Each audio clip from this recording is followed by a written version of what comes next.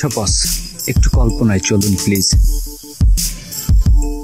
এখন ভাবুন, আজ থেকে পৃথিবীর সব লবণ গায়েব হয়ে গেছে। পৃথিবীর সমুদ্র থেকে সব লবণ বাষ্প হয়ে উড়ে গেছে। এখন হতে যা খাবেন, লবণ ছাড়াই খেতে হবে। এই খবর শোনার সাথে সাথে আপনার অনুভূতি কি হবে? নিশ্চয়ই জীবনের সবচেয়ে খারাপ অনুভূতি হবে, জীবনটা তখন বাস্তবিকই লবণ ছাড়া তরকারি হয়ে যাবে। আর শরীরে আয়োডিনের অভাবে জমতে থাকবে নানা ধরনের রোগও। লবণ এক এমন বস্তু যা ছাড়া আমরা একটা খাবারও কল্পনা করতে পারি না। হ্যাঁ, একটা খাবারও লবণ ছাড়া স্বাধীন লাগে। আপনি প্রতিদিন যাই খান না কেন, লবণ মাস্ট বি প্রেজেন্ট হিয়ার। খাবারের স্বাদ ঠিক রাখতেও লবণের বিকল্প পৃথিবীতে আর কিছুই এখনো আবিষ্কৃত হয়নি। তবে এই লবণ কিভাবে তৈরি হয়, কিভাবে সমুদ্র থেকে উত্তোলন করা হয়, আর কিভাবেই বা এই লবণ পরিশোধন করা হয়, এই ভিডিওতে থাকছে তারই আদ্যপান্ত। মধ্য কথা, ভিডিওটা আপনাদের জন্য হতে চলেছে অসম্ভব ইনফরমেটিভ। তাই আপনি একটা লাইক দিয়ে দিন, আর আমি শুরু করে দিই আজকের নাড়াচাড়া। লবণ আসলে বানানো হয় সমুদ্রের পানি দিয়ে। এর কারণ, সমুদ্রের পানিতে সবচেয়ে বেশি মাত্রার খাবার লবণ পাওয়া যায়। তবে বেশিরভাগ বড়সড় সব নুনের ফ্যাক্টরি সমুদ্রের পাড়ে থেকে দূরে কোথাও বানানো হয়। কিন্তু কেন? সমুদ্রের পাশে বানালেই তো সুবিধা হতো, নুন জল সহজেই ধরে রাখা যেত। ওকে, সে উত্তর একটু পরেই দিচ্ছি।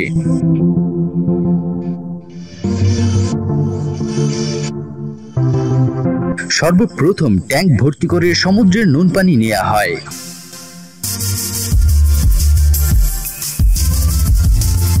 আরেকটি স্থানে বিশাল এরিয়া ধরে খনন করা হয় এবং সেখানে চৌবাচ্চার মতো করে পুকুর বানানো হয়। আর এই ট্যাঙ্কে আনা লবণ পানি ভর্তি করা হয় সেই চৌবাচ্চার মতো পুকুরে। এখন বলি, কেন সমুদ্রের পাড়ে লবণ ফ্যাক্টরি তৈরি করা হয় না?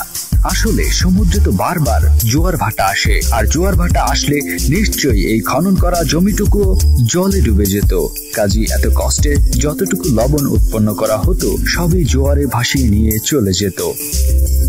তো এই খনন করা স্থানে সমুদ্রের লবণ পানি এনে রাখার পর এগুলো এবার ইভ্যাপোরেশন প্রসেসের জন্য ছেড়ে দেয়া হয়।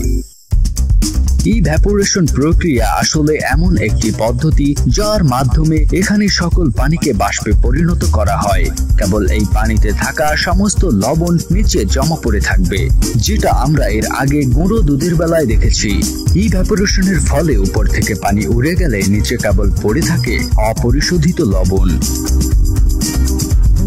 তো প্রশ্ন থাকতে পারে, সমুদ্রের পানিতে কিভাবে লবণ মজুদ থাকে? আসলে এটা স্রষ্টা প্রদত্ত। স্রষ্টাই সমুদ্রের পানিতে লবণের একটা অংশ দিয়েছেন। কিভাবে সমুদ্রের পানিতে লবণ আসে সে ব্যাখ্যা বিজ্ঞানের সূত্রে দিতে গেলে অনেক সময়ের দরকার হবে।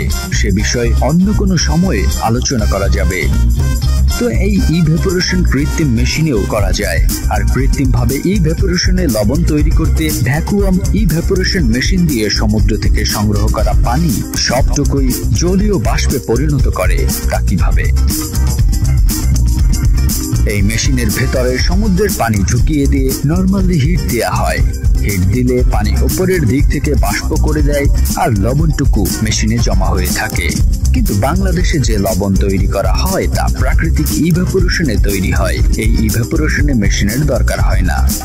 তো নরমাল ইভ্যাপোরেশনে পানি উড়ে গিয়ে লবণ পড়ে থাকে। এই প্রসেসে প্রায় 1 মাস সময় লাগে। একবার সব পানি উড়ে গেলে পড়ে থাকে কেবল সাদা লবণ।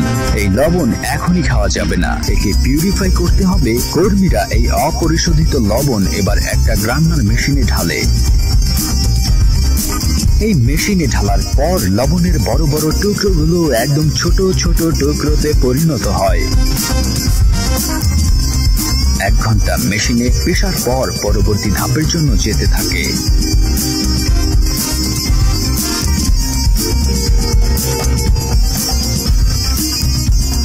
সামনে যেতে যেতে এই লবণে পানি ছিটানো হয়। এই পানি ছিটানোর অনেক কারণ থাকে। লবণে তো বালি আর পাথরের টুকরো থাকে। পানি ছিটানোর ফলে ওই পাথর আর বালি ধুয়ে নিচে জমা পড়ে থাকে। পিউরিফাই হওয়ার পরই লবণ জমা করা হয় ফ্লোরে। এখনো এই লবণের বহু ধাপ পেরোতে হবে। লবণে পানি ছেটানোর পর লবণ তো ভেজা থাকে, আর এই ভেজা লবণকে এখন শুকানোর জন্য নিয়ে যাওয়া হয়।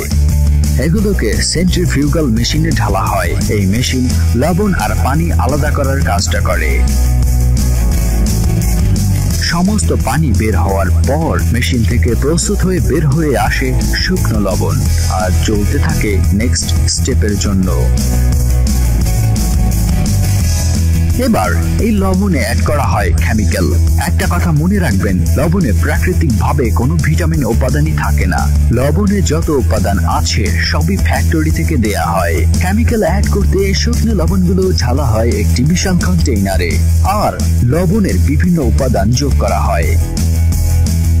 তবে বেশি ঢালা হয় আয়োডিন, আর একবার আয়োডিন ঢালার পর এই লবণ 1 সপ্তাহের জন্য রেখে দেয়া হয়। এই 1 সপ্তাহে লবণ পুরোপুরি ব্লেন্ড হয়ে যায়, আর এরপরই আসে এর প্যাকেটিং এর সময়। ব্র্যান্ড অনুযায়ী প্যাকেটিং হয়ে চলে আসে বাজারে। তো ব্রো, এই ছিল লবণের কারিশমা। আশা করি ভিডিও ভালো লেগেছে। ভালো লাগলে একটা লাইক দিতে পারেন। আর হ্যাঁ, অপেক্ষা করুন নতুন ভিডিওর। আমরা নতুন ভিডিওতে নিয়ে আসছি চমক। আজ তবে যাই, আবার দেখা হবে সেই চমকের ভিডিওতে। Stay happy, stay cool. Allah হাফেজ, টাটা এন্ড গুড বাই।